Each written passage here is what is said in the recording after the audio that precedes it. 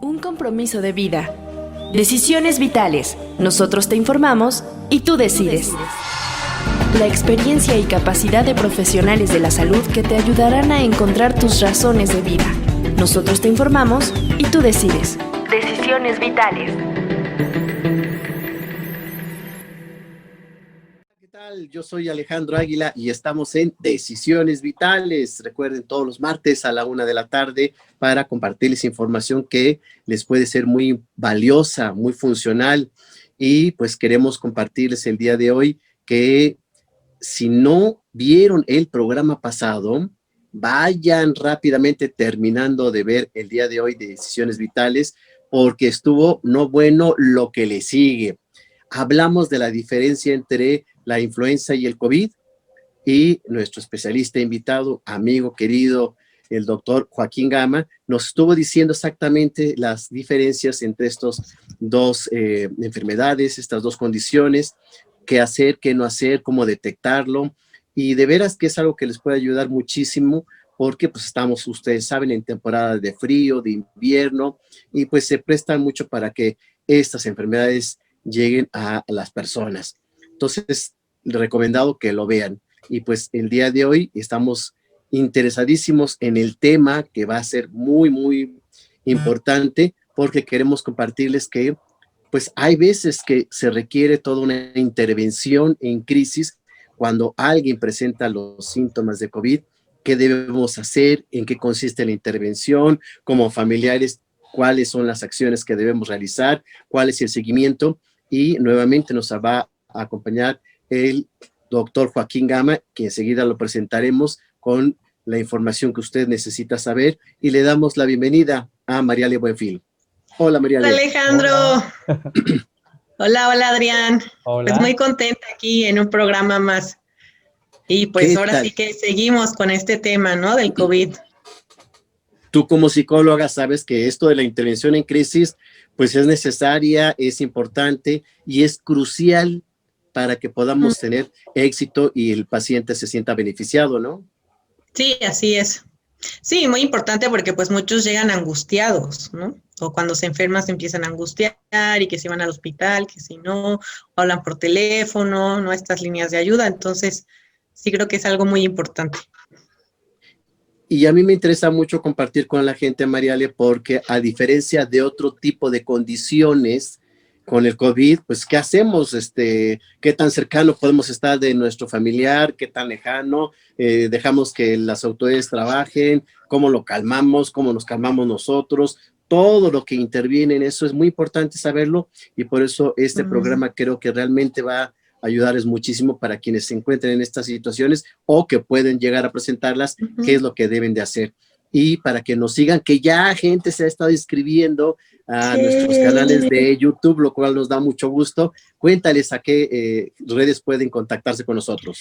Sí, claro, estamos en Twitter como @DeGesMedia, en Facebook como Deges Educativa, al igual que en Instagram, y en YouTube estamos como Deges Radio. Ahí todos los martes a la 1 de la tarde nos pueden ver, así como en todas las redes sociales de Suicidología y en el YouTube de Alejandro Águila, para que se suscriban, le pongan clic a la campanita y entonces les lleguen las notificaciones de todos nuestros programas. Sí, ahí estamos. Queremos cada vez más personas que nos acompañen, que nos den, obviamente, el clic a la campanita, y si hay algún tema que les interese, pues por supuesto nos lo compartan. Nosotros buscamos al especialista para que les llegue la información. Gracias, Mariale, y le damos la bienvenida a Adrián Bautista. ¿Cómo estás? Muy bien, doctor, muy contento y por supuesto muy interesado por justamente toda esta parte que hay alrededor desde la parte administrativa. Tengo también dudas, llega el paciente, lo dejan, ¿qué ocurre? Ajá. Y bueno, pues es un área que tiene que ver netamente con documentos, entonces me interesa mucho más todavía, y qué mejor que nuestra especialista nos pueda compartir qué ocurre una vez que se da este tipo de situación. Como bien dice Mariale, cómo calmarnos hasta cierto punto, o cómo calmar al paciente, bueno, al familiar que tiene presunción, porque hasta que no haya análisis, sigue siendo una presunción de enfermedad. Y bueno, pues como lo que es tu área, yo también quisiera saber, Adrián, ¿cuánto cuesta?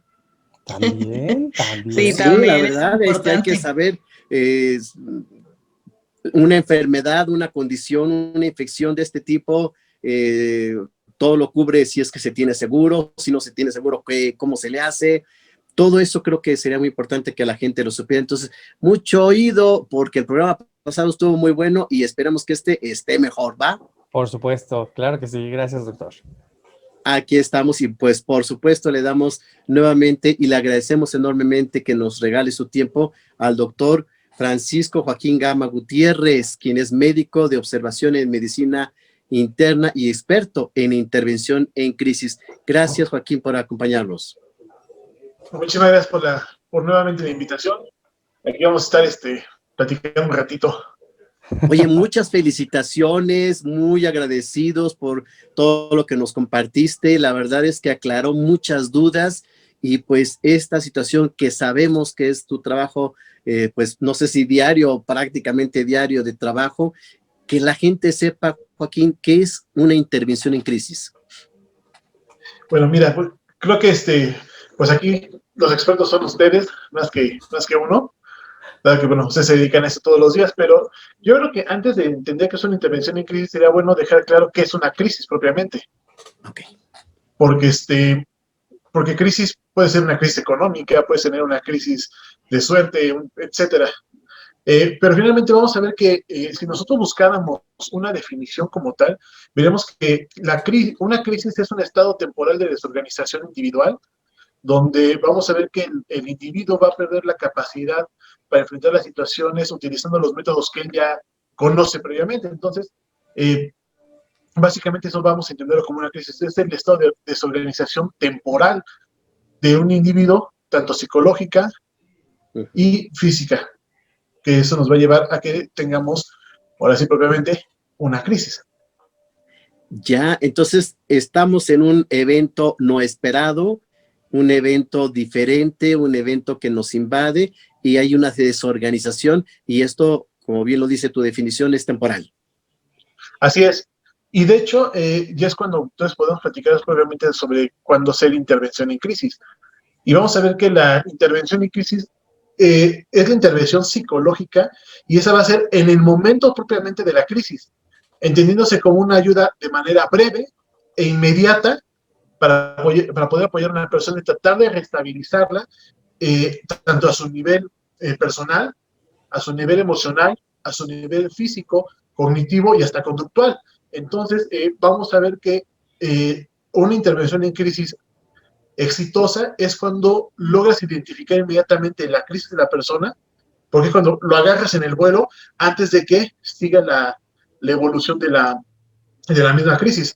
Finalmente, la crisis pues nos va a llevar a diferentes procesos. Vamos a encontrar como por diferentes estadios, y esos estadios, entre más próximos nos encontremos, más próximos y más pronto agarremos al paciente, pues la lección que vamos a tener con él pues va a ser obviamente menor. Recordemos que la intervención en crisis va a tener 5 componentes básicos, que va a ser propiamente lo que es el componente precipitante, que es cuando la persona percibe el estado amenazante o abrumador, y es cuando empieza a estar en ese estado de shock, como que se queda privado y todavía no viene la respuesta desorganizada. Y después esto bien, ¿para qué? Para que demos paso al segundo paso de la evolución de la intervención en crisis, que es precisamente la respuesta desorganizada. Primero tuvimos el evento precipitante. Ya el paciente se sintió amenazado, ya se sintió en problemas, ya se sintió en peligro, y después va a venir una respuesta, que es cuando viene ahora sí el estado de crisis, que es una respuesta desorganizada. Es donde van a empezar ya a aparecer propiamente los signos, los síntomas de aflicción y de desorganización, donde se va a ver un desorden total en la habilidad tanto de negociación, verbal, cognitiva, emocional, y van a aparecer los primeros síntomas propiamente de una crisis, que pueden ser sentimientos de cansancio y agotamiento, sentimientos de desamparo, inadecuación, confusión, van a haber sentimientos físicos, y esos sentimientos físicos podemos encontrarlos como sudoraciones, temblores, problemas para poder hablar, empieza la gente a tartamudear, empieza a cambiar algunas palabras por otras, vamos a tener una desorganización en los funcionamientos racionales, inclusive racionales laborales. A lo mejor una persona que trabaja normalmente todos los días con una máquina, está en una crisis, se le olvida cómo operar la máquina, se le olvida cómo utilizar una computadora, cómo ejecutar un programa normalmente cuando empieza ya con los deterioros a nivel laboral. Relaciones familiares, a lo mejor eras el padre perfecto con puro amor para los hijos, y entonces empieza a tener esta respuestas desorganizadas de pues, palabras antisonantes, empiezas a tener un aislamiento total, tú te aíslas y aíslas a los demás, entonces empiezas a tener ese problema. Desorganizaciones en cuanto a las relaciones sociales y a las actividades sociales. ¿De acuerdo? Entonces, a lo mejor si eres el clásico Godín que llegaba a la oficina, hola, buenos días, ¿cómo estás? Bote de basura, muy buenos días. Y de pronto alguien te saluda, ni siquiera lo pelaste, te pasas de largo, y eso es lo que te va encaminando a que la crisis se siga aumentando. Y es cuando empieza esta respuesta desorganizada. Ya no eres el tú que todos los días conocemos, el que todos los días se presenta. Y si nosotros no detectamos esto en su momento, no lo detectamos a tiempo, desde que viene el evento precipitante, podemos entonces llegar a otro componente de la crisis, que es el componente de la explosión. En ese momento, en ese componente de la explosión, vamos a tener que la persona va a perder control en relación a sus pensamientos, sentimientos y comportamientos. Y esto nos puede llevar, y bueno, ya aquí tú ya como experto, pues es que nos puede llevar a exhibir conductas inapropiadas o inclusive destructivas o autodestructivas. Que esa es la parte más peligrosa de la crisis, la parte explosiva. Pero eso es lo que te digo, los componentes van a ser, es el evento precipitante, tenemos la respuesta desorganizada, tenemos el evento de explosión. Si logramos nosotros controlar este evento de explosión, podríamos saltar al siguiente paso a tener una respuesta desorganizada. Claro, puede existirse primero la respuesta puede existirse primero la explosión sin pasar una respuesta desorganizada, si va a ser un componente muy, muy breve, que inclusive puede venir ligado uno al otro, que hay veces que tú lo has visto en la parte del suicidio, que recibe la noticia y 12 minutos después ya está actuando la persona.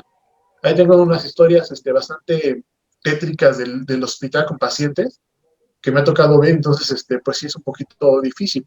Si una vez que el paciente logró salir de la explosión por sí solo, con ayuda de amigos, de un profesional, etcétera, entonces vamos a llevarnos a un proceso de estabilización, donde el proceso de estabilización vamos a ver que es el periodo de calma, donde la persona va a encontrar los recursos para tratar de estabilizarse emocionalmente, va a encontrar los recursos para poder buscar un método de satisfacción personal para tratar de compensar ese estado de crisis. Sin embargo, el proceso de estabilización es uno de los procesos todavía más delicados, y sobre todo cuando existe una colaboración entre un negociador, entre un interventor, entre una amistad, entre un familiar, que es el que nos está ayudando como interventor en crisis. ¿Por qué? Porque si en la estabilización la persona llegase a presentarse nuevamente abrumada, nuevamente amenazada, rechazada o juzgada por lo que acaba de pasar, puede volverse a invertir todo este proceso y volver a generar una explosión por la misma amenaza o por el mismo rechazo que sintió el individuo, y esto nos va a llevar a una nueva respuesta desorganizada y llevarnos ahora sí a una explosión, hasta un proceso de explosión ya ejecutado. Pero esto, por eso es que la parte de la estabilización es la parte más importante en relación a que una vez que ha logrado pasar la crisis, porque de aquí podemos regresar y entonces sería como la caída de una enfermedad, viene más fuerte. Porque si ya había encontrado el proceso de estabilización después de que tuvo una pérdida, tanto material, física o personal, y está encontrando con qué o con quién tratar de nivelarse en ese proceso emocional, físico o cognitivo, y lo vuelve a perder de golpe, automáticamente ya lo perdió todo. Y tratar de recuperar ese paciente en este momento es la parte más difícil, porque nos va a costar el doble de trabajo o hasta va a ser casi imposible que lo hagamos. Y cuando eso llegase a pasar cuando uno es el negociador, lo mejor es cambio de individuo. Porque automáticamente, si tú lograste perderlo, hemos visto que va a ser más difícil que vuelva a recuperar la confianza ya en ti.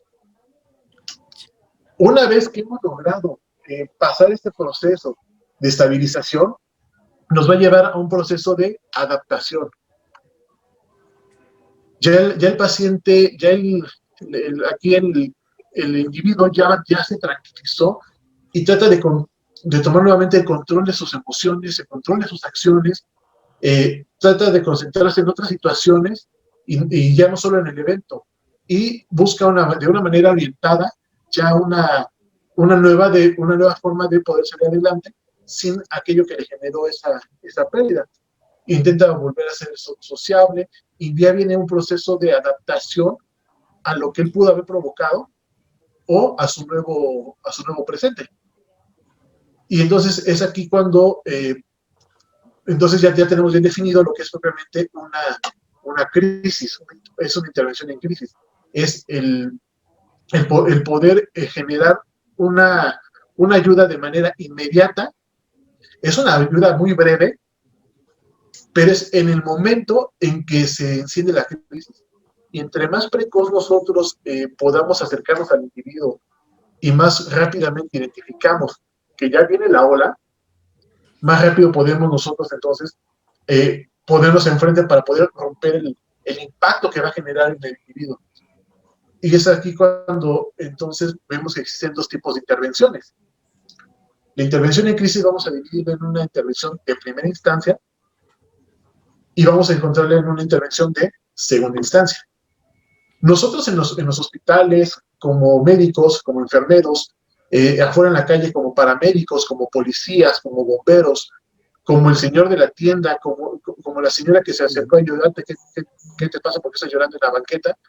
Corresponde a la intervención de primera instancia, que eso va a consistir en dar los primeros auxilios.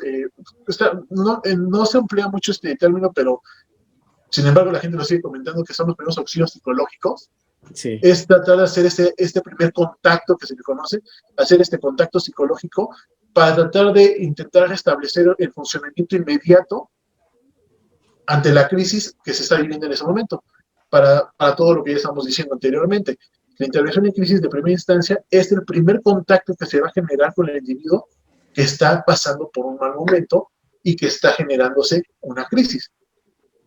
Después viene la segunda parte, que es donde ya entran ustedes como profesionales, como psicólogos, terapeutas, psiquiatras, etcétera, donde viene la intervención de segunda instancia, que esa ya consiste en brindar a las personas que requieren un proceso psicoterapéutico más dirigido para tratar de ayudar a transbordar todos los sucesos traumáticos y tratar de calmarlos, pero ya por medios de terapias, pláticas, inclusive fármacos, etcétera. También en esa intervención de segunda instancia, pues ya viene también la intervención médica, cuando la persona en algún momento de la explosión llegó a generarse un daño a sí mismo, donde también hay que tratar esa parte, la parte física, la parte médica, y también como terapeuta explicarle que, bueno, en ese momento él no estaba en las condiciones para pensar en lo que estaba haciendo.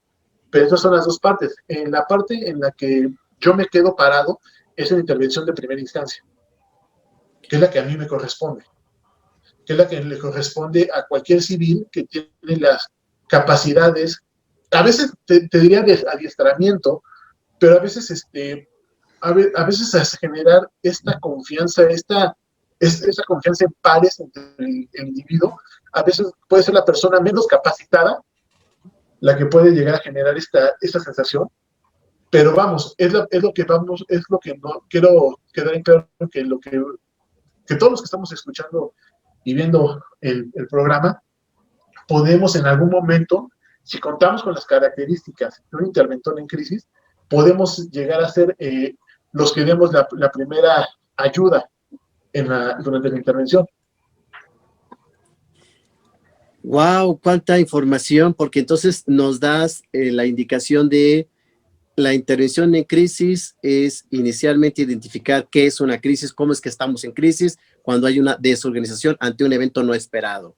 y que la intervención va por etapas, por procesos, y hay unos partes de las etapas del proceso más álgidos, y también nos adelantas esta información de que esta intervención en crisis psicológica puede darse en la banqueta, en la calle, en un puente, en el metro, donde sea, ¿no? Cuando hay una persona en crisis.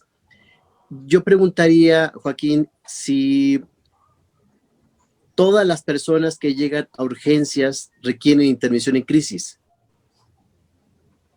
Mira, no todos se les da la intervención en crisis, aunque todos deberíamos recibir intervención en crisis. Ok. Todos. ¿Por qué? Porque la crisis también se puede presentar de manera inmediata o tardía. A lo mejor la persona no va a entrar en crisis ahí con nosotros en el hospital, pero cruzando la puerta, llegando a su casa, se va a destrozar y no sabemos lo que va a pasar detrás de una habitación. Entonces, yo considero que sí, todos deberíamos recibir o por lo menos escuchar al médico, al trabajador social, para que nos trate de hacer entender lo que está pasando. En el hospital es cierto, yo trabajo en el área de urgencias, y es cierto, no todos se les otorga esta intervención. Sin embargo, sí se les llega a dar a las personas que vemos que realmente la requieren en el momento. En el hospital, tanto en el hospital Merlos tenemos especialistas para que están dedicados precisamente en esta área de tanatología cuando es necesario, o precisamente tenemos psicólogos ante la acción del adolescente, que es muy común que ahorita, voy a poner un ejemplo, esta semana que viene y que estamos cursando, se va a presentar el examen nacional de residencias médicas. Y es un examen que realmente hace que mucho personal de la salud caiga en crisis. Es responsable de muchas personas aventadas en el metro año tras año, lanzados de la Facultad de Medicina, del último piso. O sea, realmente es un evento que estamos esperando que viene con intervención.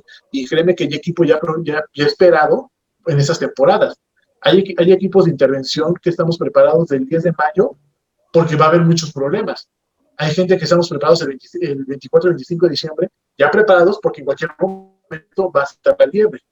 Entonces, ya también, regresando a esto, no a todos se les da, pero sí estamos capacitados en su mayoría para poder otorgar esta intervención. Es cierto que hoy en día con la situación del COVID estamos yéndonos un poquito más allá en la intervención. ¿Por qué? Porque llega un paciente, manda noticias, hay que intubarlo, intervención en crisis. Llega un paciente, señor, tengo que intubarlo. El paciente entra en crisis porque su mamá o su papá o otro familiar ya murió después de haber sido intubado.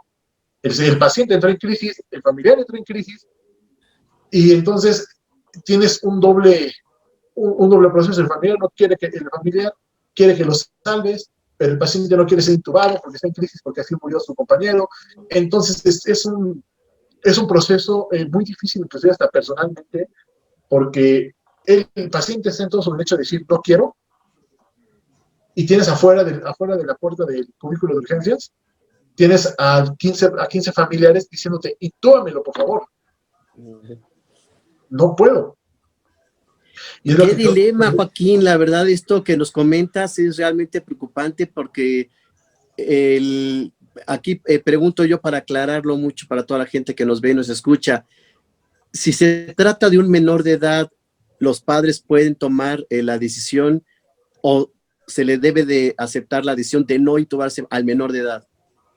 Pero aquí, si es un menor de edad, la única decisión que va a ser válida y legalmente hablando es la de los padres. Ah, está bueno saberlo, ok. Sí. Porque a lo mejor el menor de edad no quiere, pero pues es menor de edad, ¿no? Así es. Aquí la decisión la van a tomar directamente los padres. Ahí sí no, o es la decisión de los padres o es la decisión de los padres. Aquí no hay otra opción. Ahora, si se trata entonces de un adulto, puede él no decidir, pero supongo que le hacen firmar una responsiva, ¿no? Sí, es correcto. Nosotros, antes de hacer cualquier procedimiento en el hospital, nosotros, desde el momento que ingresas a urgencias y te hacen firmar un registro de ingreso en cualquier hospital.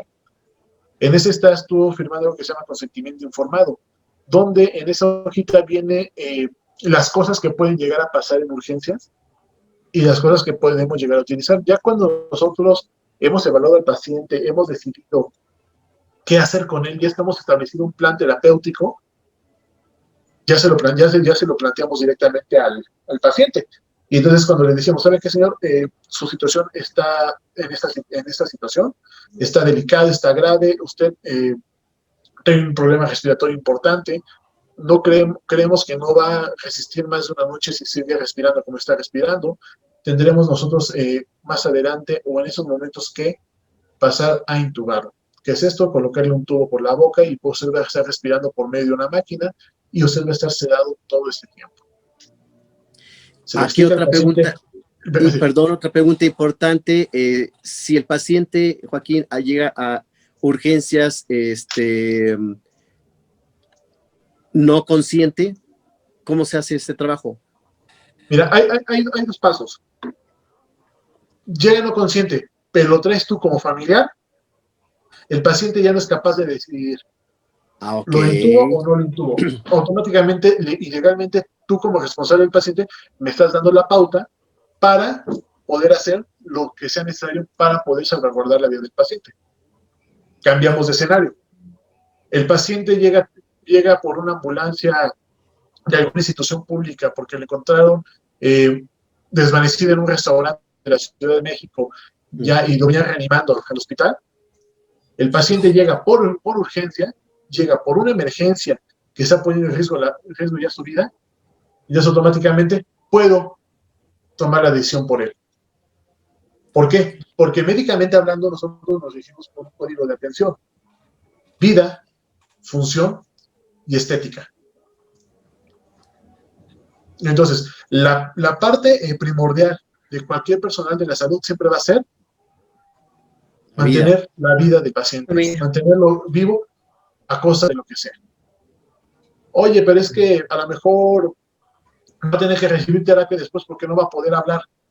Vida, función y estética. Okay. Que lo dieron reanimaciones y le rompieron 2 costillas. Vida, función y estética. Entonces, pero cambia el panorama. Aquí el paciente llegó solo, no puede tomar decisiones. Quien toma la decisión es el personal de salud que está en el momento. Ya después, si tú llegases, ¿sabe qué? Llegó su familiar en esa situación, así asado. Ahorita está estable, pero delicado porque está respirando por un ventilador, no sé qué, no sé cuánto. Hay que subirlo a su habitación. Ok, vamos, yo no quería que lo intubaran, sí, pero no teníamos la forma de saber si se quería o no se quería intubar. Por el momento está así. ¿Sabe qué? Me llevo a mi familiar. Oiga, pero si no se lo puede llevar. Me lo llevo y están en todo su derecho de llevarse a su familiar a otro lado. Pero es que no se puede llevar el ventilador. Vamos a retirarlo. Ahí entra algo que se llama comité de ética en el hospital, quienes van a tratar de hacer todo lo posible por lograr que ese paciente se quede intubado. Porque en el momento en que tú lo entregas al familiar sin un ventilador, sin un tubo, ese familiar sabes que va a fallecer o va a tener un serios momentos de agonía. Hay que estabilizarlo antes para poder retirárselo. Entonces ahí el comité de ética de los hospitales es el que va a tener que intervenir para tratar de hacerte entrar en razón y explicarte el por qué es necesario que tu familiar esté en estas condiciones.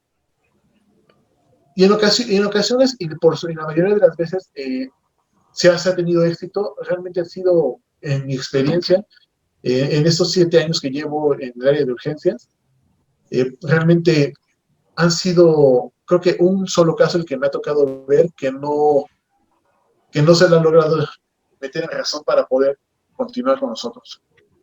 Porque ya nos mencionas, y esto hay que destacarlo, Joaquín, el que en este momento la familia está en crisis. Así es. Entonces, a veces no toman decisiones muy buenas, muy acertadas. Entonces, habría que trabajar esta parte de que se estabilice, como bien lo comentas, en el proceso, para que ya estabilizadas las emociones, se tomen mejores decisiones, ¿no? Es correcto.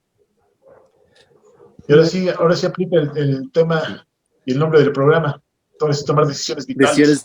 Adrián, ¿nos quieres comentar algo? Sí, me tocó ver, bueno, acompañar de hecho a un amigo ahora en abril, y a un hospital también por un cuadro de ansiedad, y me tocó ver justamente, bueno, lo de mi amigo era cuadro de ansiedad, pero una familia que tenía justamente esto, o sea, era un paciente, un familiar de ellos, un integrante, que había llegado por ambulancia, y todo el drama, de verdad, todo el drama, porque que si era COVID, si no era COVID, los documentos, los papeles que se requerían, y bueno, la verdad es que dije, no me tocó, pero sí me tocó estar de ladito, ver todo este proceso y que como al final del día sí se requiere que uno por lo menos se mantenga más ecuánime, porque la mayoría, digo, se van por el tema de las emociones y creo que es una crisis generalizada.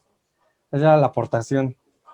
No, muchas gracias, porque yo creo, Joaquín, y aquí tú nos puedes compartir, al momento, ahorita por COVID, que entra un paciente al hospital, ya la familia tiene miedo.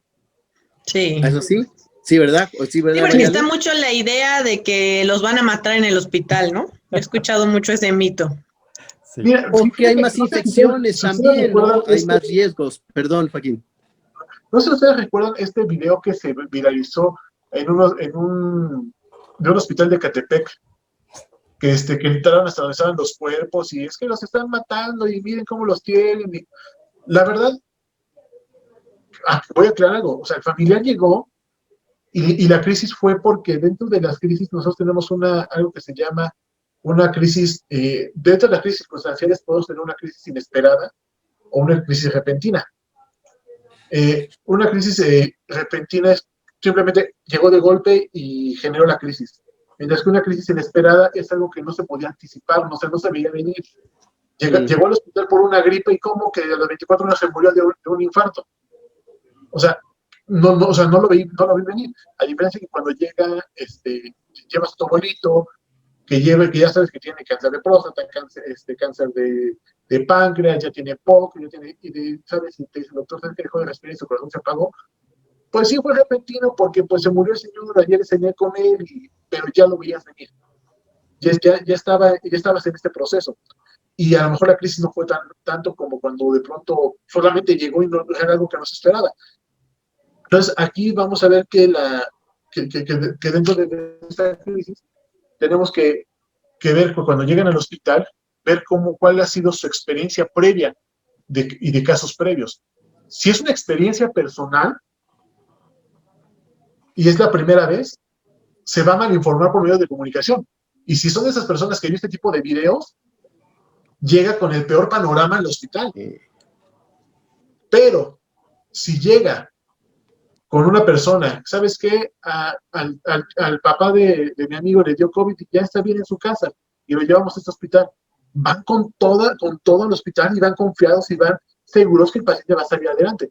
Pero aquí hay un dicho que dicen que cada quien platica cómo le fue en la feria. Sí. Sí. Entonces, yo he escuchado pestes de mi hospital, como he escuchado maravillas de mi hospital, pero todo depende cuál fue la circunstancia de cómo llegaste. Entonces, sí, hay gente que desde que dice, ¿sabes qué? Tengo gripa. Ya entro en crisis porque puede ser COVID, me van a intubar. Uh-huh. Y hay pacientes que me llegan y los tienen que meter arrastrando como si fueran como si fueran niños al cubículo, porque no quieren llegar al médico, porque ¿qué tal si les digo que se tienen que internar? ¿O qué tal si les dices que se tienen que intubar? O que no todos se intuban, no todos se internan, pero es el miedo que se genera. No, y desgraciadamente ya llegan muy tarde al médico, ¿no? Justo por ese Sí, miedo. y es precisamente por este miedo lo que los está haciendo que lleguen ya tarde. Porque es que no vayas, es que te van a sacar el líquido de las rodillas cuando te intuben y te ceden. No, o sea, suena chiste, pero es una realidad en la que estamos viviendo. Sí. Lamentablemente, la población que se entera de la situación actual del país, hablando en el tema de salud y de muchos otros, es contada la gente que se entera por ese tipo de programas, por documentos científicos. O sea, realmente la fuente de información de la gente es Facebook, Twitter, Instagram y las cadenas de WhatsApp. Sí, pura fake news, porque pura noticia falsa. Sí, no.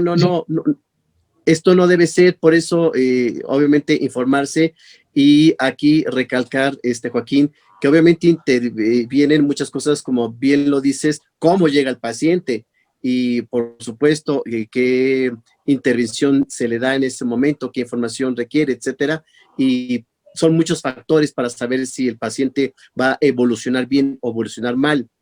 Yo quisiera que en esta experiencia que tienes en trabajo de emergencias en el hospital, ¿cuál es el protocolo? O sea, ya llega alguien, el familiar lo tiene que registrar, llenar estos formatos, inmediatamente el paciente se le valora. ¿Cómo es el proceso para que la gente sepa?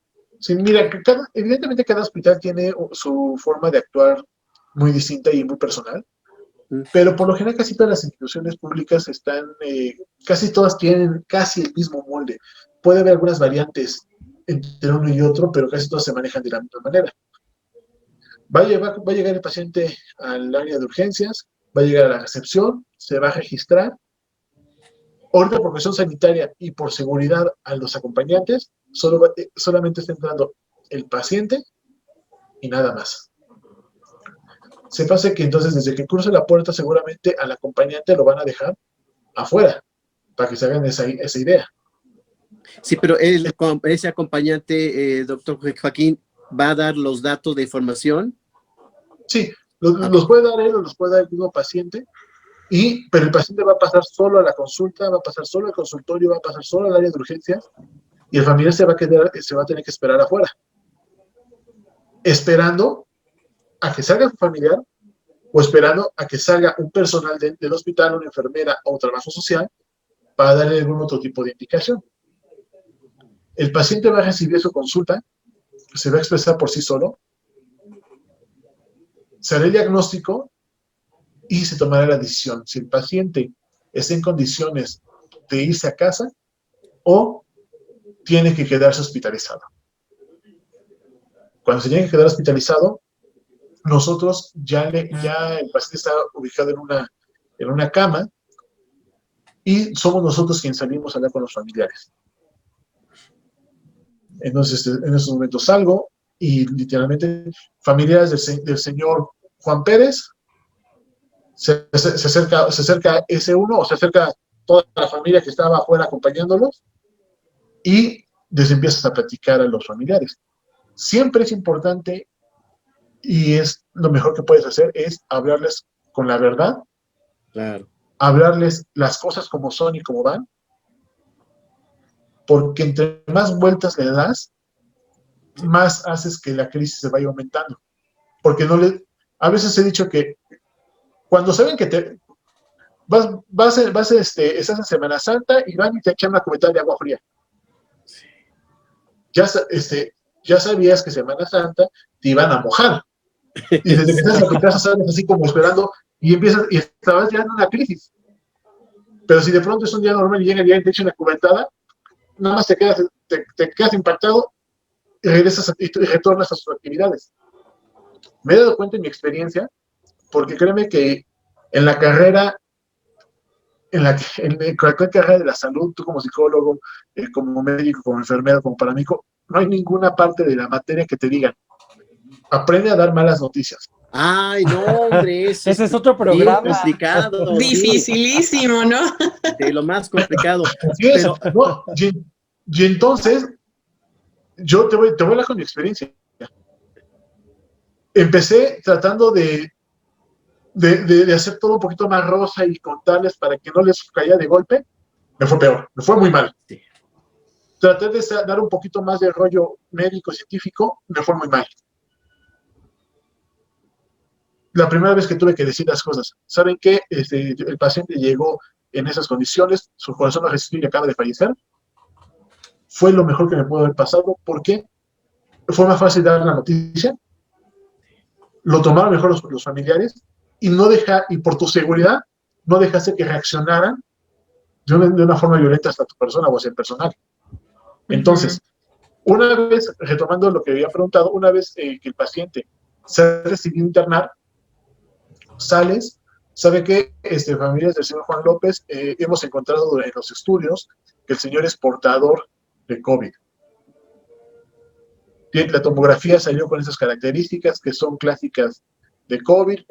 Los exámenes de laboratorio son positivos, son sugerentes, o indican todo que va para COVID. Es una neumonía secundaria a COVID-19. Tiene que hospitalizarse. Y lo primero que te van a preguntar, ¿se va a morir? Ese que es otro problema muy grave, Claro. Joaquín. El pronóstico, como digo, tú como médico, nosotros como psicólogos, eso del pronóstico es, yo siempre digo reservado. Así no se puede comprometer. Así es. Sí, porque yo he escuchado casos, ¿no? Que hablan por teléfono y dicen, no, está estable, y al día siguiente fallece. Sí, mira, finalmente, cualquier persona que empieza un hospital para hospitalizarse, ya de entrada ya está grave. Porque no es normal que te tengas que quedar hospitalizado. Así de fácil. Oye, pero es que el paciente llegó bien porque viene para una cirugía programada. Si lo van a operar, no es normal que te tengas que operar. O sea, algo está mal. Entonces, si hay que calcar luego los panoramas probables y próximos a los que se puede llegar a venir el paciente. Y le preguntan, ¿y está bien? ¿Se va a morir? ¿Lo van a intubar? Pero tienes que decirle, mira, el señor Juan López, tenemos muchas cosas en contra del señor y tienes que decirles el por qué se va a empeorar. El señor tiene 3 problemas respiratorios, viene saturando lo que habíamos dicho del oxímetro, viene saturando por debajo de 90. El paciente viene saturando por debajo de 90, viene ya con una carga de años importante, ya tiene 72 años el señor. Y algo que no nos ayuda en su estado es que recordemos que el señor es diabético, se dializa, y no conforme con eso, el señor sigue siendo fumador activo. No, entonces, pues cosas en contra para poder para poder combatir juntos el COVID. Aquí yo les comento que sí está grave, está delicado, y en cualquier momento su estado de salud puede empeorar, y no por rechazo al tratamiento, simplemente por las comorbilidades que el paciente ya trae, que va a hacer que se compliquen más la enfermedad de base y todo lo que se le haga. Entonces, una vez que le haces ver a la familia todo lo que el paciente trae en su contra, lo empieza a entender. Difícil, pero lo empieza a entender. El paciente se va a morir, no sé si se vaya a morir. ¿Por qué? Porque no todas las personas reaccionamos igual al tratamiento, es el mismo para todos. No todos los tratamientos están hechos para todas las personas. El 25% del trabajo que me correspondía a mí, ya lo hice yo. El otro 25%, que era ustedes como familia, ya lo hicieron, trayéndolo al hospital. El otro 50% depende del tiempo y la buena respuesta que tenga el paciente al tratamiento. Porque la buena respuesta va a depender de él y solamente de él. No va a depender ni de mí ni de ustedes como familia. Tenemos que ser pacientes y esperar. ¿Por qué? Ustedes allá se desesperan porque ven que su paciente no avanza y no les damos buenas noticias. Y yo de este lado también me desespero de ver que mi paciente no está avanzando o sigue empeorándose. Y no es porque seas mal médico ni porque sea un mal hospital. Simplemente porque el paciente no está respondiendo como respondería cualquier otra persona en mejor estado de salud. Y la otra pregunta que me pedían que te hiciera es, ¿qué tiempo normalmente en tu experiencia una persona que ingresa por urgencias al hospital está en crisis? Puede ser un día, 3 días, una semana, 3 semanas. ¿Se tiene un tiempo promedio o no? Mira, es muy difícil saber qué tiempo, porque la persona puede entrar en crisis desde que llegó al hospital.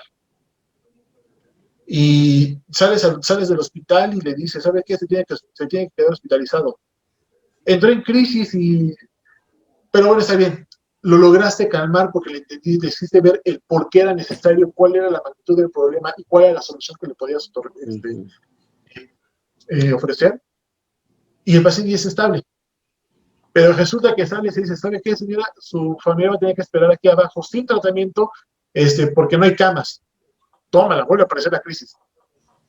O sea, entonces realmente es muy difícil decirte cómo va a ser el tiempo en que la persona va a salir de una crisis. Porque a lo mejor puede salir de una primera, pero aparece una segunda y entonces entra en la segunda, y aparece una tercera y entonces entra en una crisis por la tercera, y después nunca se resolvió así en la primera, y ya vienes arrastrando diferentes circunstancias. Entonces, el tiempo que una persona puede durar en crisis realmente sería una mentira decirte, va a durar una semana, va a durar un mes. No se sabe. ¿Por qué? Porque también depende a la capacidad resiliente que tiene cada individuo. Entonces, eso también, como te digo, depende de cada uno. Hay gente que es más resiliente que otra. Y eso le ayuda porque va a ser su mejor fortaleza. Entonces, todo depende de cada individuo. Entonces, realmente es muy difícil decirte que una crisis va a durar un día, 2 días, una semana, un mes, un año. Porque hay gente que sí vive en crisis todos los días que trae arrastrando de años atrás. Y por ejemplo, sí, la esto pregunta, lo vota, ¿no? Así exactamente.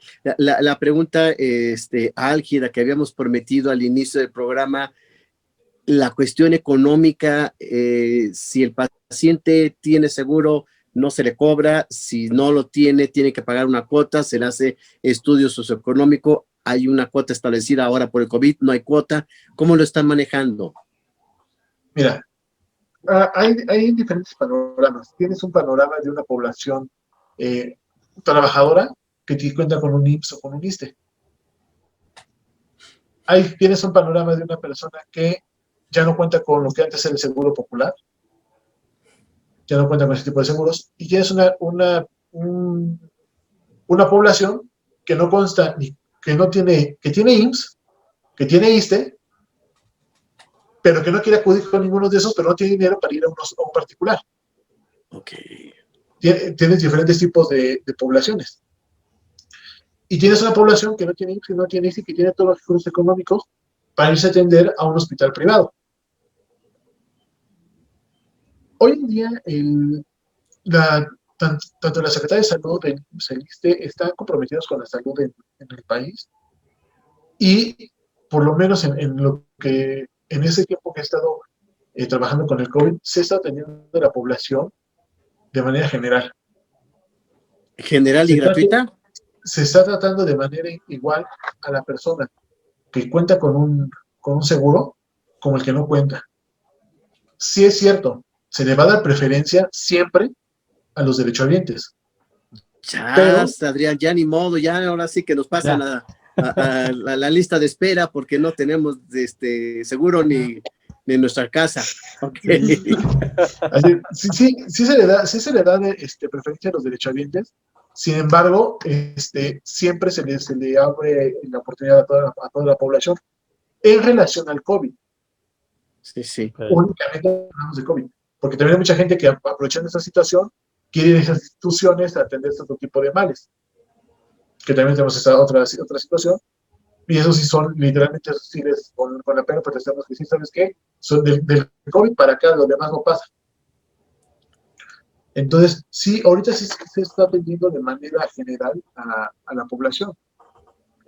Oye, pero es que dijeron que estaban atendiendo a gente sin seguro y yo vine y no me quisieron atender. No es que no se tenía que atender.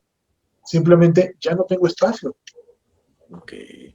Porque también esa es otra realidad. Tengo un hospital con 60 camas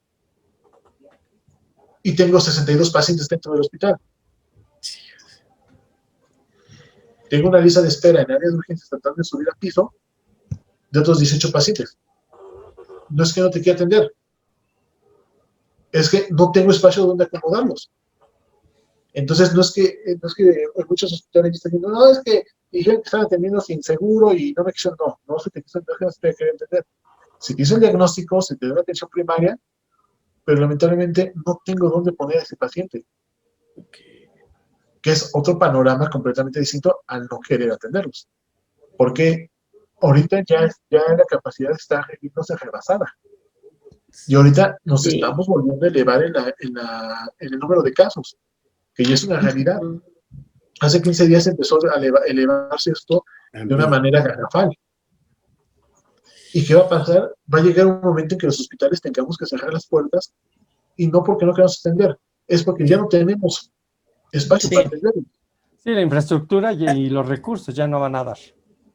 Sí, pero ahí la parte importante, ¿cuánto cuesta atenderse, por ejemplo, de los medicamentos que se sugieren? Si hay necesidad de un respirador, ¿cuánto cuesta un respirador en casa? ¿Se sabe? ¿Se tiene un presupuesto esto? Mira, como tal, ahorita, pues finalmente, no sé si han visto las noticias, han visto las fotos que se han publicado en sus redes sociales, las colas enormes que hay inclusive ya para la gente de tanques de oxígeno, de respiradores, todo eso. Sí, eso. Ahorita ya la demanda es tanta que pues sí han subido muchísimo los precios. Muchos vieron la oportunidad y muchos sí elevaron precios. Gracias a Dios la Secretaría del Consumidor ya metió manos en esta situación. Pero sí, sí se están elevando muchísimo los precios. Un tanque pequeño de oxígeno, ustedes hablan de un tanque de mediano, el costo del puro tanque está alrededor de 3,000 a 4,000 pesos, más el contenido. El llenado del tanque te debe estar costando alrededor de 100 pesos, 150 pesos por tanque. Un tanque mediano te está durando aproximadamente 4 horas. 4 horas. 4 horas. Vayas cuentas, Adrián, 100 pesos, 4 horas por 24. Y pues estos tanques no entran en descuento en el Buen Fin, ¿verdad? No. No, al contrario, creo que están subiendo de precio. ¿Qué pasó? Deberían de incluirlos en el Buen Fin, por Dios.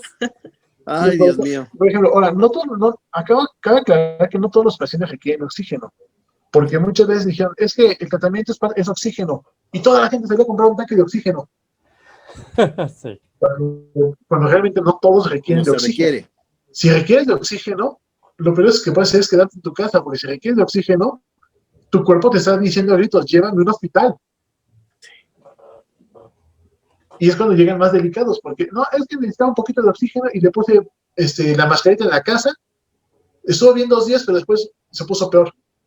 Pues sí, porque realmente el oxígeno, la falta de oxígeno no era el tratamiento, no era el tratamiento, no era darle oxígeno. Era que ya requería un tratamiento más severo, más controlado, más medicado para poder atender su mal. Y la falta de oxígeno fue uno de los síntomas que te decía, me estoy poniendo peor. No, dame oxígeno y me voy a sentir mejor. No, sí, te le pones el oxígeno, el paciente se siente mucho mejor. 1 día, 2 días, 6 horas. Pero después no estás atacando el problema. El tratamiento COVID puede ser muy variado en cuanto a costos. Un paciente que es diagnosticado a tiempo, en una etapa temprana, donde el tratamiento es solamente paracetamol, con 100 pesos sacas la enfermedad. Así de fácil. Fíjate. 100 pesos sin cuidados. Hablando de tratamiento, sí. Sí. No me voy a meter en que el tiempo que dejaste de trabajar y lo que perdiste, no. Solamente hablamos en el tratamiento. Una caja de paracetamol, genéricos intercambiables, todos esos, la caja te está costando 26 pesos, 10 tabletas. Si quieres comprar una caja de renombre comercial de laboratorio patente, te va a estar costando de 60 pesos a 120. Vas a necesitar por lo menos 2 cajas. Entonces, digo, si compras el paracetamol genérico, con 100 pesos, tranquilamente la libras. Si requieres tratamientos ya más especializados, donde utilizas tratamientos como inmunoglobulinas, tocilizumab, que son medicamentos ya costosos, un frasco de inmunoglobulina te cuesta alrededor de entre 10 y 15 mil pesos, y cada paciente se está gastando entre 2 y 15 frascos. Un tratamiento COVID, más hospitalización, más oxígeno, ahora sí, más el paracetamol, más las soluciones, etcétera, etcétera. Básicamente te podías comprar un Jeep. Un nuevo coche. Es que hay hospitales donde te cobran hasta los Kleenex. No. Estoy hablando nada más en costos generales. Ya. Solamente. Y no en privados. Solamente de productos de insumo. O sea, te estoy diciendo que por ejemplo, si usas inmunoglobulinas, cada frasco te está costando entre 12 y 15 mil pesos. Y el paciente llega a utilizar en ocasiones hasta 15 frascos. Una vez me tocó un paciente que era casi de mi complexión, de 120 kilos, que nos echamos casi 22 frascos con él. Ah, caray. Y eso lo está cubriendo el sector salud. Si tiene Pero, seguro. y te estoy hablando en precios de venta al público. Ujú. Si tú lo metes a un hospital particular, recordemos que te van a subir el IVA que vas a pagar, Sí. te van a subir el costo de habitación, el costo de la enfermera, etcétera, etcétera, etcétera, y sí va a salir bastante caro una hospitalización. Ya de hablar de llegar a una terapia intermedia en terapia intensiva es algo que sería incosteable para cualquier persona promedio de salario mínimo. Un día de hospitalización en terapia intensiva, nada más el estar en cama de terapia intensiva, el día debe estar costando entre los 33 a los 66,000 pesos. El día, más lo que se consuma para tu tratamiento y tu cuidado. No, es el hotel más caro del mundo, caray, sí está muy, muy elevado. Se nos va terminando el tiempo, pero yo sí quiero que la gente sepa, Joaquín, si alguien que ya tuvo una crisis, entró en crisis al hospital por COVID, logra recuperarse, sale, ¿es frecuente que regresen o sí la libran la mayoría? En tu experiencia, ¿cómo se ha dado esto? Mira, hasta ahorita en los 8 meses que he estado frente al COVID, en relación al COVID propiamente, en esos 8 meses solamente he visto 2 pacientes con recaída. Ok. Paciente 1 se mejoró y se fue a visitar a su familia de Michoacán.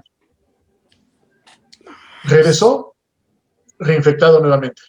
Michoacán está en rojo, mucho ojo. Segundo paciente salió del COVID, 66 días de hospitalización. Salió adelante. Hizo una fiesta para su cumpleaños porque pensó que no la libraba. Ay, no. Está otra vez en el hospital.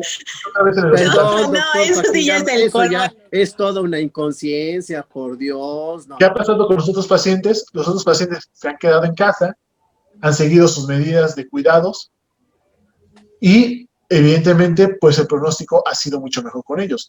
Entonces, ¿pueden caer en crisis? Sí. ¿Pueden caer en crisis por COVID? Sí. Y obviamente, si vienen a entrar en una crisis emocional por esa situación, ¿pueden recaer? Sí. ¿Por qué? Porque si ya estuvieron al borde de la muerte en alguna ocasión, si ya estuvieron hospitalizados, pueden volver a caer, sí, porque van a volverse a presentar a un evento que jamás les gustó y van a presentarse a un evento que les va a generar nuevamente este estrés y les va a generar obviamente este evento precipitante que va a generarse amenazador y abrumador. Si estuvieron al borde de la muerte y la libraron, cuando vuelven a estar en el hospital van a decir, ahora sí me voy. Pues sí. No, y además que el riesgo es mayor porque sí. Y va a entrar otra vez en crisis, obviamente no solo el paciente, sino toda la familia. Volver a vivir esto, volver a aguantar esto, y es desgastante para ambos lados. Y por último, obviamente la gente que tuvo COVID queda de alguna forma sensible, sobre todo los primeros días, supongo yo, ¿o no es así, doctor? O de los pulmones, ¿no? Sí, llego yo con cierta sensibilidad. Así es, Mari. Mira, efectivamente, toda persona que sale de COVID es evidente que queda inmunocomprometida, es decir, queda muy sensible en sus defensas y no solamente se puede enfermar nuevamente de COVID, simplemente comer en la calle le va a generar una diarrea, pero más fuerte que a cualquiera de nosotros. ¿Por qué? Porque todas las defensas están por el piso. ¿Quedan más sensibles? Sí. ¿Son más vulnerables? También. Si no los cuidamos, ¿podemos recaer? Por supuesto que sí. Sí, porque también está este mito de la inmunidad, ¿no? Y entonces dicen, ya me dio, ya no me va a dar. Sí, por eso es importante, Mariale, que la gente se informe. ¿Qué nos puedes recomendar para ampliar esta valiosa información de salud sobre intervención en crisis por COVID? Sí, pues bueno, si se perdieron los programas pasados, ¿no? Revísenlos porque ahí di varias recomendaciones justo sobre el COVID, ¿no? Y la influenza. Y ahorita quisiera dar recomendaciones sobre esta parte de la intervención en crisis médica, ¿no? Pensando en todas estas series de medicina que tenemos, que está ER, Grey's Anatomy, Doctor House, The Good Doctor. Entonces, me parecen muy buenas opciones porque justo se ven muchos casos, ¿no? El cómo se entra, qué se hace. Entonces, bueno, hoy quisiera dar esas recomendaciones y si se perdieron los programas pasados, pues revísenlos porque ahí están todas también las de COVID e influenza. Sí, la idea es que estos programas, pues obviamente están basados en situaciones reales. Y es Claro. como ocurre, efectivamente, pues obviamente muy Hollywood, lo que sea, pero que se den una idea de cuál es el camino, el paso y el panorama en general. Y por supuesto, Así es. en tus redes sociales pueden encontrar esta y más información. ¿Cuáles son, Mariale? Sí, claro, me encuentro en Facebook como @psicoterapeuta María Alejandra Buenfil, al igual que en Instagram y en Twitter como @mari_ale_1. Ahí estoy y también ahí voy subiendo las fotos de las recomendaciones para que las puedan checar y puedan checar las pasadas también. Qué amable, gracias. Ya les compartí un artículo que escribí, una información que compartí a principios de la pandemia, un poco del apoyo psicológico tan necesario. Sí, así es, Gracias, también lo gracias, vamos a Mariale. subir. Qué amable, muchísimas gracias. Y Adrián, ¿qué tiene el Instituto Hispanoamericano de Suicidología para pues prepararse, capacitarse? Pues justamente hablando de intervención en crisis, tenemos el 13 de noviembre apertura en sede Torreón, online, y el 28 de noviembre también en Ciudad de México. Tenemos el diplomado de introducción a la suicidología justamente para el 15 de enero, viene siendo en Torreón, y por supuesto que también en Colombia tenemos ya el diplomado de introducción a la suicidología, por supuesto, y para rematar, el 28 de marzo del año 2021, nuestra segunda generación de certificación como suicidólogos. Perfecto, pues ya tenemos vendido, alquilado, rentado, agendado 2021 con Sí. mucha actividad y qué bueno que el Instituto Hispanoamericano de Suicidología está ofreciendo esta capacitación pues, de intervención en crisis suicida para todos los psicólogos, médicos, rescatistas, bomberos, policías, toda la gente que trabaja en la salud, ya sea física o mental. Muchas gracias. ¿Y a qué página pueden ellos meterse, inscribirse y registrarse? Por supuesto, en suicidología.com.mx, área capacitación, ahí seleccionan el curso, diplomado de su interés, lo exploran y aparece un recuadro que es inscríbete. Ahí viene toda la información, entonces por supuesto que los estamos esperando para darles la información que se requiera una vez que realicen este proceso. Qué amable, gracias Adrián, para que nos acompañen en la capacitación tan necesaria en estos momentos. Muy amable. Y pues como siempre, doctor Joaquín Gama, toda la información de veras que nos diste, nos abriste los ojos a muchas cosas, a estar muy pendientes, no solo preocupados, sino ocupados en la cuestión de la salud. Ese paciente que nos compartiste desde que saliendo se fue a Michoacán o el otro que a festejar, dices, Dios mío, pues ya la liberaron, cuídense más, ¿no? Yo creo que hay que dar ese mensaje de que no la tenemos ganada y la salud se conquista todos los días. ¿A qué redes pueden las personas seguirte, contactarte? Y miren, me pueden buscar por mi Facebook, Joaquín Gama, GTZ. Ahí me encuentran en Facebook. Cualquier duda, pregunta que tengan, pueden, con toda confianza me pueden escribir un mensaje y yo, a la brevedad, en cuanto tenga una oportunidad, les contesto. Siempre contesto, a veces tardo en el día en hacerlo, pero siempre contestamos. Lo sabemos porque estás atendiendo emergencias, ¿verdad? Pero de veras, muy, muy agradecidos porque nuevamente nos acompañes y nos des luz tan importante ahorita en estos momentos de COVID y te dejamos un abrazote. Muchas, muchas gracias. Se te quiere mucho. Muchísimas gracias. Sabes que es recíproco, amigo. Qué amable, muchas gracias. Y por supuesto, Germán Olivares Valderrama, nuestro productor, siempre atento, dejándoles el video lo más bonito posible para que sea atractivo para toda la gente que nos ve y nos sigue. Gracias, Germán Olivares Valderrama, y por supuesto a Guillermo Gómez, ingeniero en controles, a Carmen Peinado, que está atenta a los teléfonos, y nuevamente a Adrián Bautista, que nos apoya en la parte tecnológica. Recuerden, yo soy Alejandro Águila y nos vemos todos los martes a la 1 de la tarde aquí en Decisiones Vitales. Cuídense. Gracias. Hasta luego. Bye. Bye. Adiós. Nadie debe tocar mi cuerpo, nunca. Yo exijo respeto. ¿Todo bien, mi amor? Sí, ma. Mira, ven, siéntate. Te voy a enseñar lo que estaba dibujando. Sí, hija. Sabes que siempre puedes compartir lo que haces y lo que te pasa. Lo que sea. Ven acá. A ver, ¿qué dibujaste ahora? La violencia sexual también sucede en lugares confiables como el hogar o la escuela. Todas y todos somos responsables de evitar la violencia sexual hacia niñas y niños. Escucha, protege y denuncia. Marca 911. Yo exijo respeto. Gobierno de México.